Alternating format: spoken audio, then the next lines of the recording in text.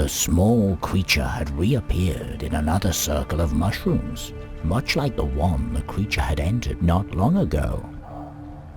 I guess there's no point in going back to the farm, the small creature stated with a determined nod.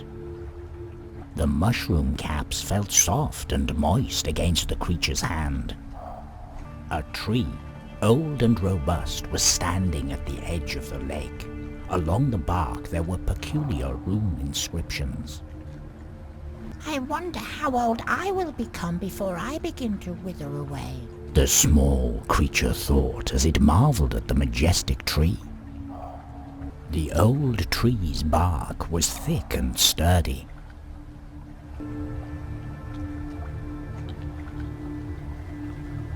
A group of Alvor had suddenly appeared up in the tree's canopy.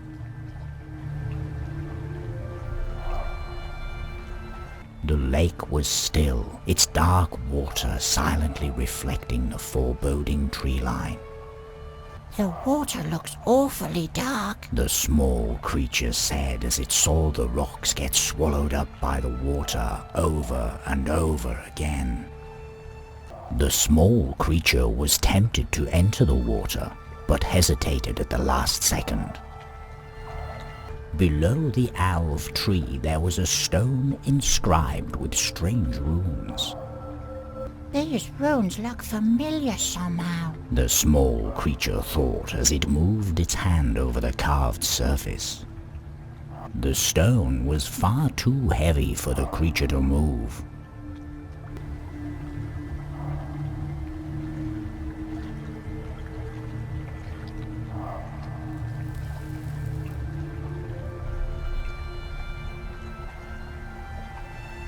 The moldy stick had suddenly been set aflame and quickly burned to a crisp. All that remained was a pile of ash and a small piece of the charred stick.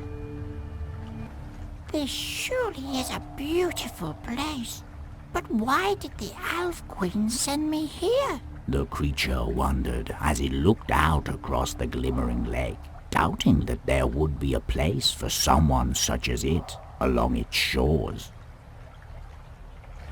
Even during a night as dark as this one, the clear sky allowed the stars to shed their light on the small creature's surroundings.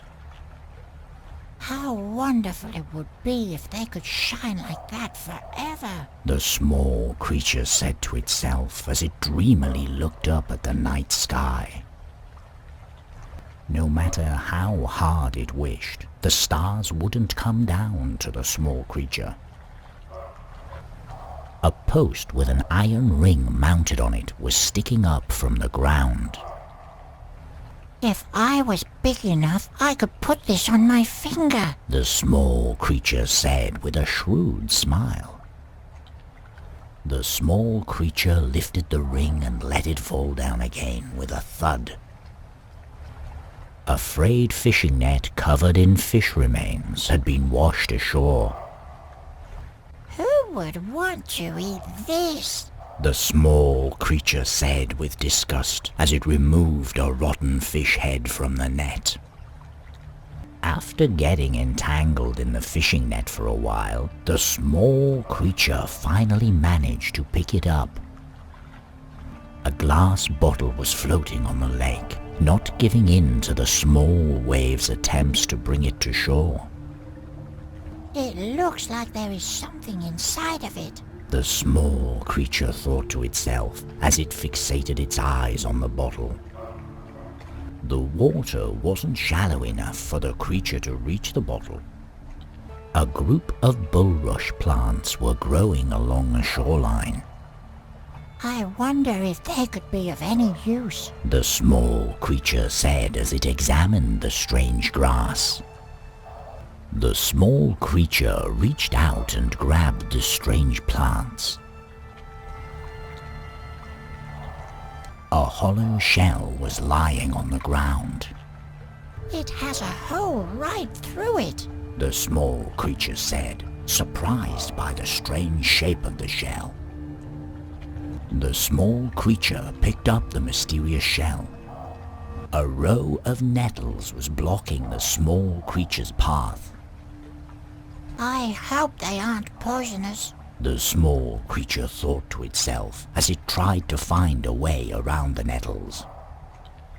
I knew I shouldn't have touched them, the small creature said, rubbing the rash on its hand. The small creature quietly listened as the wingless alva began to sing a sad, enchanting melody while looking towards the dark sky. Red toadstools had sprung up from the ground. These mushrooms look different from the ones I've seen before, the small creature thought, studying them closely. The toadstool trembled slightly as the creature touched it. A hollow ash tree, dead and colorless, was standing near the well. At least the little ones have somewhere to live, the small creature said, watching a number of insects skitter across the bark. With just a faint touch, the bark cracked and fell down into the small creature's hand. The natrum is always moving from place to place, searching for something not visible to normalize, unable to rest until it has found what it is looking for. Taking the shape of a raven, it can only be seen during these darkest of nights, spreading its black wings across the sky. Hello! the small creature said as loud as it could, trying to get the attention of the natram up on the tree branch. Missing its right eye, the natram had to turn its head to see the creature. Who are you? the small creature asked politely, even though the natram hadn't responded to its greeting. The natram twitched its head back and forth to be able to study the creature thoroughly. Then it started to speak. Yes, I can see your past. You are a very helpful creature. Kind, yes. Risen from the grave, familiar, yes. But the future, I cannot see. No. The future lies within the right eye. Yes, the right eye will tell you what is about to come.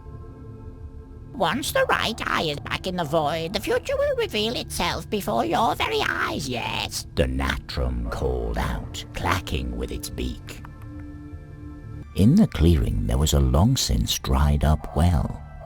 It looks depleted. I wonder if there could be something down there, the small creature said, as it peered down into the emptiness. As the small creature touched one of the stones, a few pebbles rocked loose and fell into the well.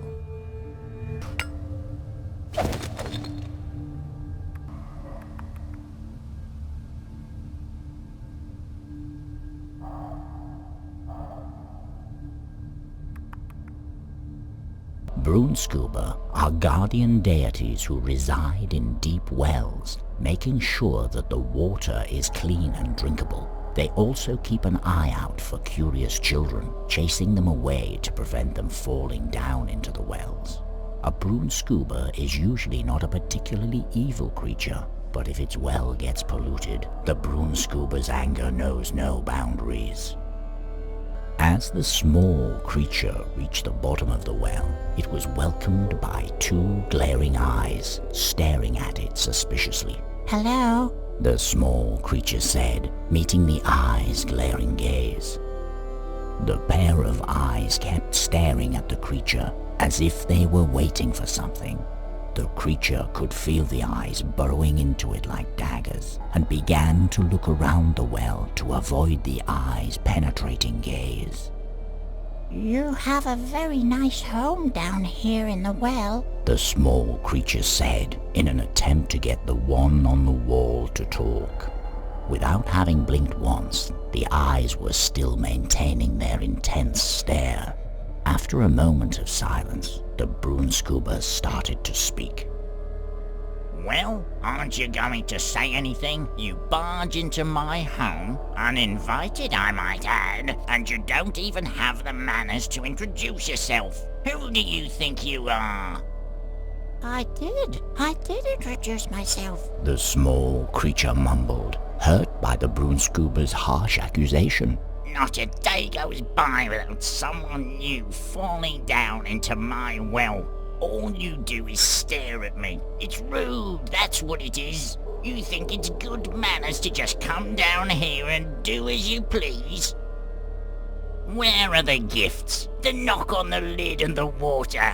Where is my damn water?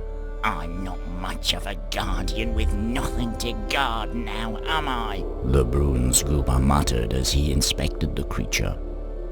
Can you hear me? The small creature asked cautiously. Bah, this one doesn't even understand it has, by far, overstayed its welcome. The Broonscooper said to himself with a sigh. Scram, come back when you got something to say. You're a real eyesore.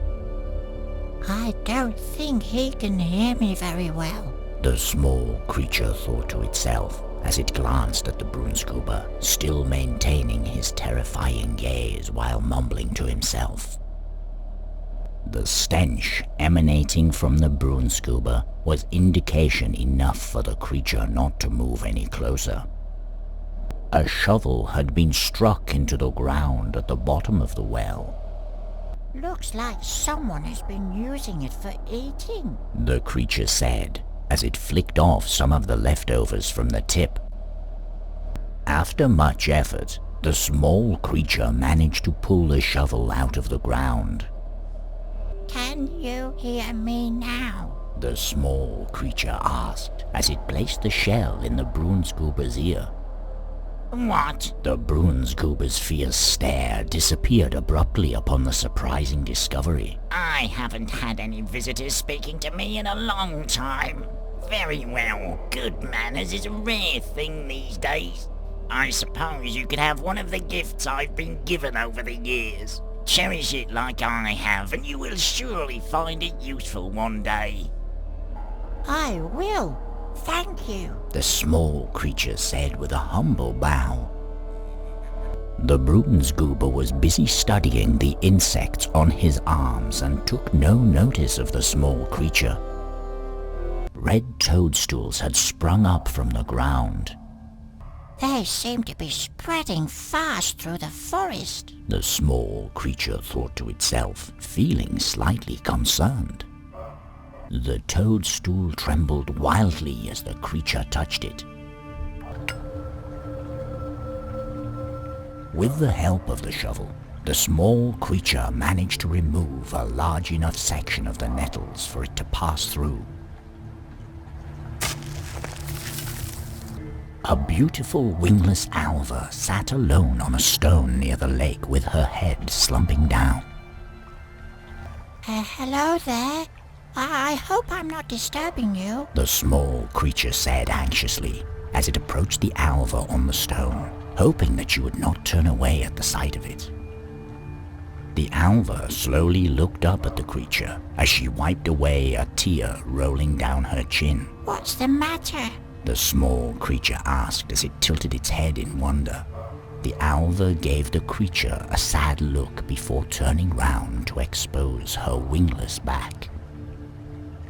I see. The small creature said. Please don't cry. Perhaps I can help you. Don't worry. The alva clutched her hands together and looked at the creature with pleading eyes. I might be in over my head this time. I hope I can keep my promise. The creature thought as it slowly walked away. As the small creature's hand got closer, the alva looked up, startled. The creature realized its mistake and quickly pulled back its hand. A blackberry bush, rich with berries, was growing at the edge of the glade. They look really tasty. The small creature said as its mouth began to water. A branch covered in berries came loose as the creature grasped it with its hand. I've never met someone as beautiful as her, but still she appears so sad. The creature looked down at its tiny hands. If there is some way for me to make her smile, I want to find it.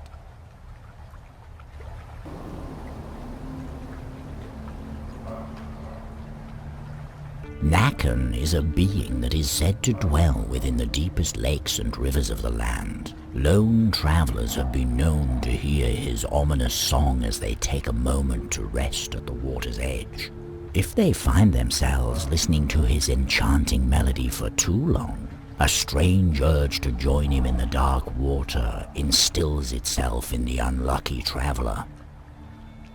As the creature opened its mouth to introduce itself, Nakan began to speak. "Why, hello there, little one. Who might you be?" Nakan said with a charming smile.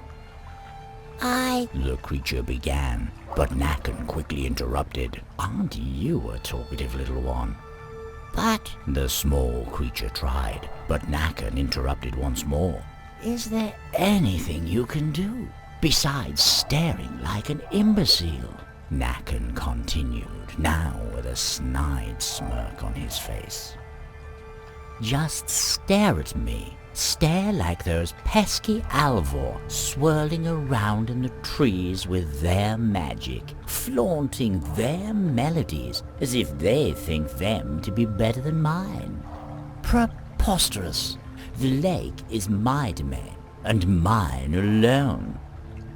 If only I could leave the water, I might be able to get a hold of their secrets," Nakan muttered as he stroked his chin in thought.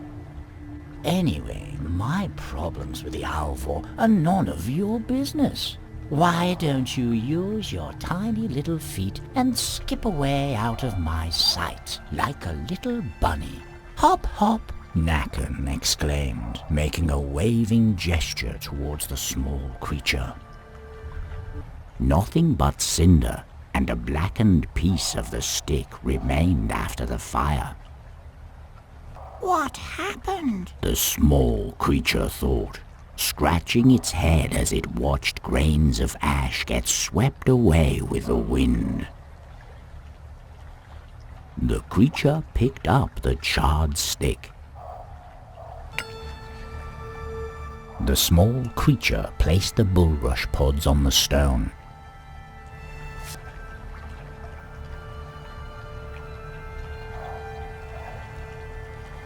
As the bulrush began to smolder, a trail of smoke emerged and began its journey towards the sky.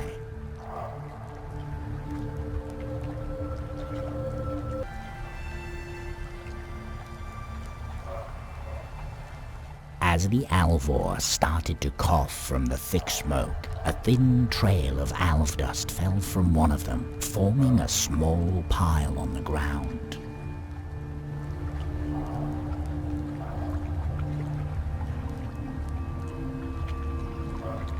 A pile of alv dust had formed on the ground underneath the tree.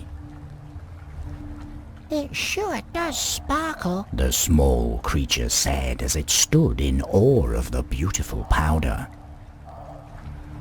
The small creature managed to scoop up the glowing pile of alv dust.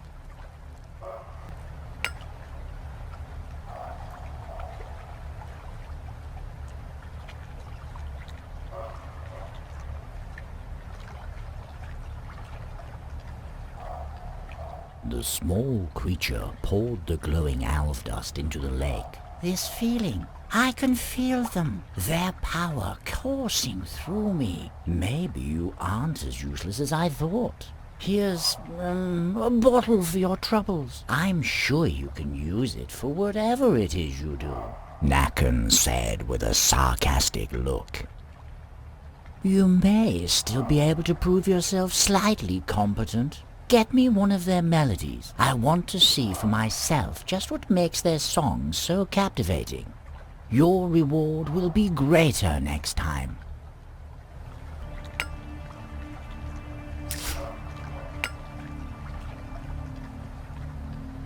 If it's not too much trouble, do you think you could share your beautiful song with me? The small creature asked nervously. The wingless Alva's face lit up for a moment, giving the creature a slight nod before writing down the notes on the paper.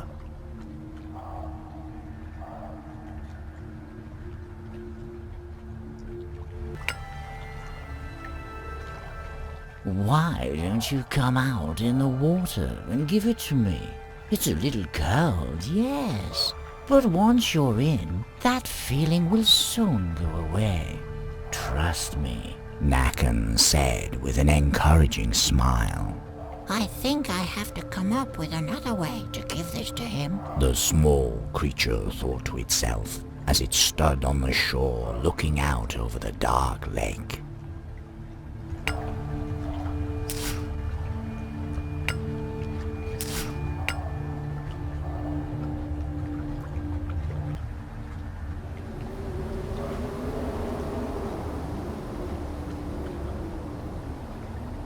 Now, this is surprising.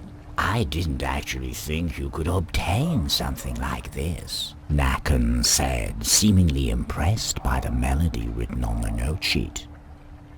Very well.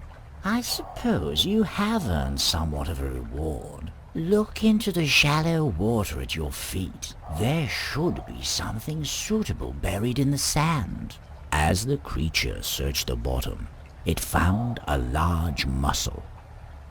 Now I don't have time for you anymore. With this melody and my ability, I'll be able to surpass all others. As Nakan disappeared into the murky water, a subtle violin could be heard stemming from the depths of the lake.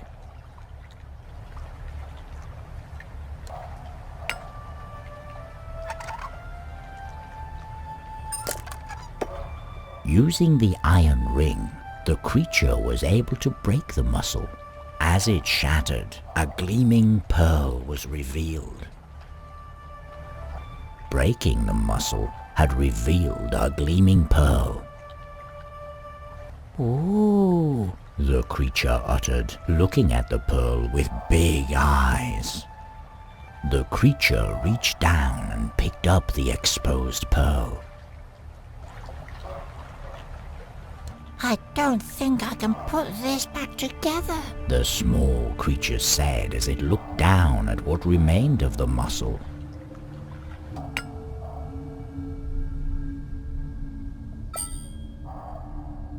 The void has been closed, and once again the coming times are mine to behold. The Natrum croaked as it stared into the distance. Your future is dark, yes, tumbling down into nothingness. The darkness swallows you whole, yes. There is more, crumbling, yes, crumbling, and then a light shining through the darkness. Escape quickly, escape the darkness or it will swallow you once again. The Natrum went silent as it once again stared into the distance. As the Natrum finished its foretelling of the small creature's fate, it spread its wings and flew away over the trees, bringing the conversation to an abrupt end. During its departure, the Natrum had shook off 2 of its black feathers that slowly fell to the ground. Maybe I can use these to help the sad Alva, the creature said, watching the Natrum's silhouette grow smaller and smaller before disappearing amongst the treetops.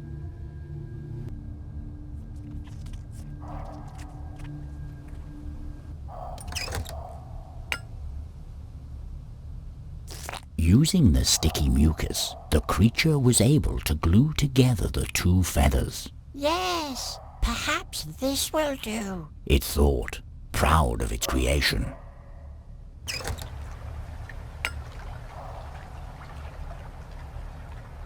Here you go, wings.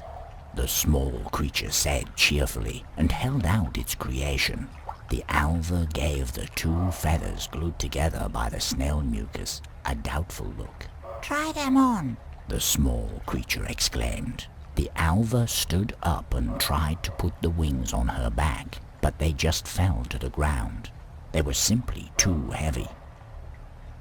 Oh, I'm sorry. I will bring you something else. The small creature stuttered, its face turning slightly red. The Alva let out a disappointed sigh and once more sat down on the stone, resting her head in her tiny hands. The toadstools are spreading rapidly. If nothing is done, they'll cover both me and my well. Stop them, I beg you. They seem to be spreading fast through the forest. The small creature thought to itself, feeling slightly concerned.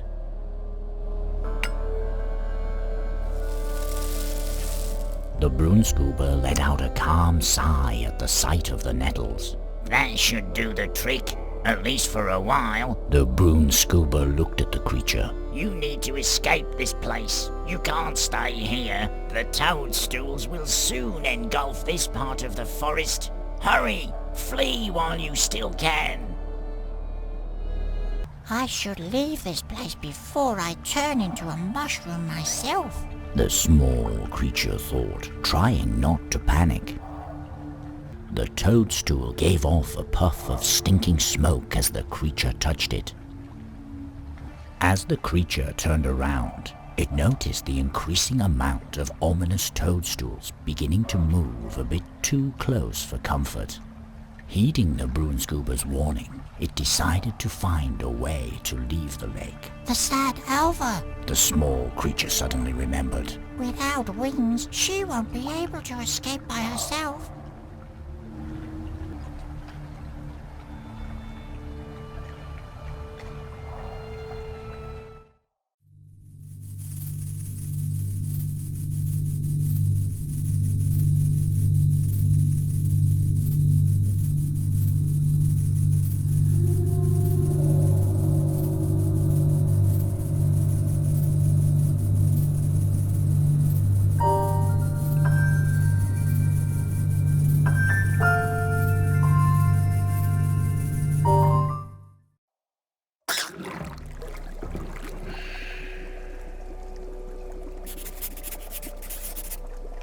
The hag was tenderly staring her hot concoction, only stopping briefly to look up at her scrawny younglings. In her hand she held the wingless Alva, ominously dangling her back and forth beside the large cauldron. The hag prefers to build her nest on top of tall mountains, spreading her vile magic throughout the surrounding areas, infecting plant and creature alike. If you happen to come upon one of her minions, be wary not to get caught, as they will surely bring you before her. Hello? Would you please put her down? You're hurting her. The small creature said warily, but got no response. The old hag was too busy stirring her brew to take any notice of the creature. The cauldron was filled with a boiling brew, shifting between various colors. It smells funny. I wonder what it tastes like. The creature thought as it peeked over the edge of the hot cauldron. The creature didn't want to move its hand closer to the fizzing and sputtering liquid. A few squeaking nestlings were spread along the cliff's edge. What are you so worked up about? The creature asked the squeaking chick. The blind chick eagerly nibbled after the creature's fingers. A large pole used for suspending ingredients was towering above the small creature. What's that dangling up there? The small creature thought as it gazed up at the far end of the pole. The rope connected to the large pole was securely tied with a difficult knot.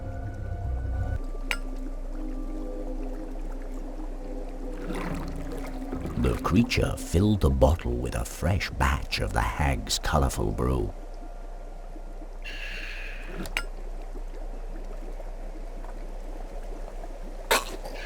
As the creature fed the warm brew to the squeaking chick, it coughed up a decomposing part of a previous meal.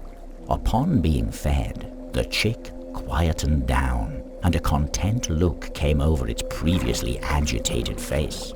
Meanwhile, the creature took the opportunity to quickly grab the smelly ingredient off of the ground.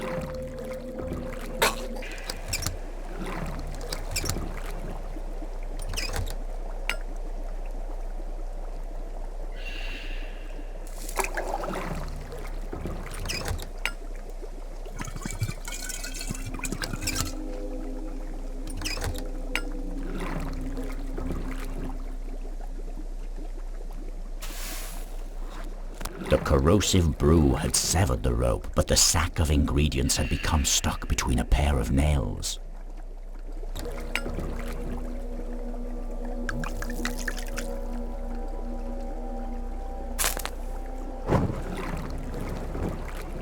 As the fire blazed, sparks from the embers landed on the hag's foot, igniting the flammable brew. Aggravated by the burn, she quickly released the wingless Alva from her clutch, turning her attention towards the small creature. I'd better hurry. It exclaimed, feeling the hag's rage building.